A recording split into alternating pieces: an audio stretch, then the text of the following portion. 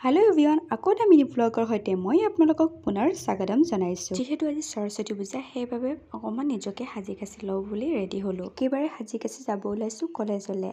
সৰস্বতী পূজা বুলি ক'লে সাজোন কাচোন মেইন আৰু বিশেষকৈ আমাৰ ছোৱালীবোৰৰ। আৰু এই লুকটো ধুনীয়াকৈ ৰেডি কৰাই দিছে মোৰ ফ্ৰেণ্ড এজনীয়ে। এতিয়াৰ সৰস্বতী পূজা আৰু আমি সৰুতে পাৰ কৰি অহা সৰস্বতী পূজা বহুতে বেলেগ আছিলে, কাৰণ এতিয়া আমি নিজে ৰেডি হওঁ নাইতোবা আমাক ফ্ৰেণ্ডে ৰেডি কৰাই দিয়ে।